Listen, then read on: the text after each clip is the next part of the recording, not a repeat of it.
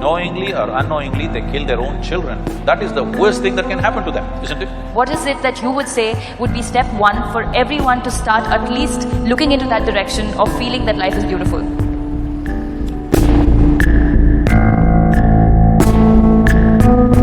Life is neither beautiful nor ugly, nor is it love nor hate. It is just that you can be beautiful within yourself, or you can be ugly. You can be loving, or you cannot be loving. Everywhere love is exuding, no, this will take you to a la-la land. Young widow went to the cemetery to visit the grave that she was dedicated to, but she had a 7-year-old boy.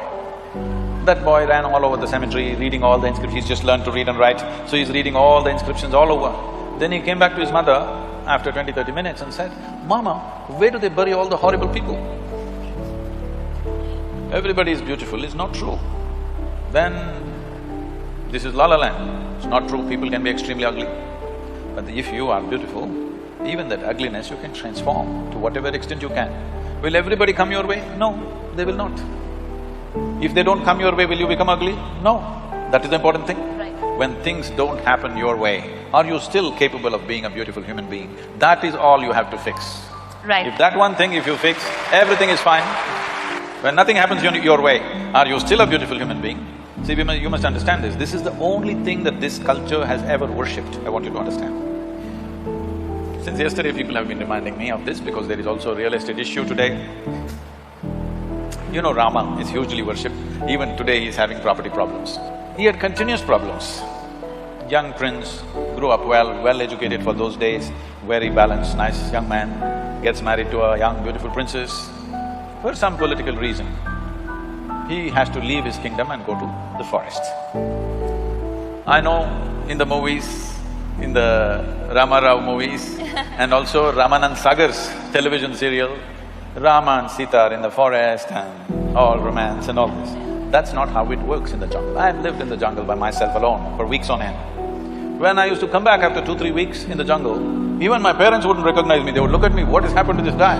Because insect bites all over and your face is swollen and it's a different thing. Living in the jungle is not fun. It is fun if you enjoy it, I did, but it's not easy on your system. So this young princess, she's not an Adivasi or something, she's a princess. Taking her and living in the jungle is not some romantic story, it's a hard thing. The idea of sending him to the jungle is so that he must suffer, isn't it? Right. As if that was not enough, the Sri Lankan people came and kidnapped her. From where? From Uttar Pradesha. Not here.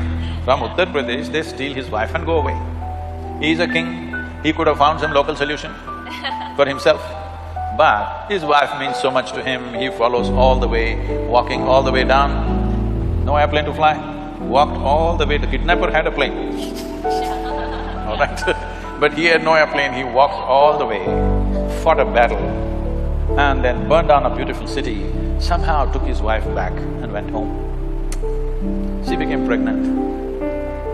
For a king, his wife becoming pregnant is very important because he has an empire, he needs a son, all these things are there. But at that time again some political issue happens. Then he has to send his wife away to the jungle. No sonogram. He does not know whether she's bearing boys or girls or what. 2 boys come, he does not know. Then he fights a battle with those 2 boys without knowing they are his sons. For most human beings in their life, if anything truly horrible has to happen, knowingly or unknowingly they kill their own children, that is the worst thing that can happen to them, isn't it? He almost did it, not knowing. He almost killed both his boys. And then his dear wife, obviously she's dear to him, otherwise he wouldn't have followed all the way down. His dear wife dies in the jungle and he never sees her in his life. This is not a success story, isn't it? But even in recent times, during the independence freedom struggle, Mahatma Gandhi went on referring to Ramaraj. Because in this culture, one of the best administrations ever has been Rama's administration, how he administered his nation. So, when all this extreme drama was happening in his life, worst kind of drama is happening, this guy never married again. Yeah. He lived alone, he almost killed his own children, complete disastrous life. But he remained balanced and did his administration and whatever work he has to do with such balance and efficiency that after 5,000–6,000 years, when we talk about an ideal nation, we say Ramaraj.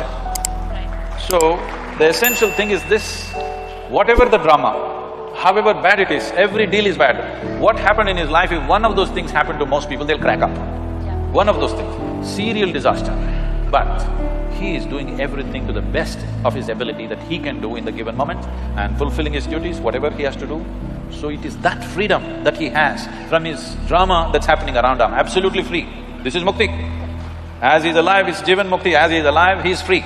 It is that freedom that we are bowing down to, not his being a king or a god or whatever, because the man remained free of the extreme drama that was continuously happening around him.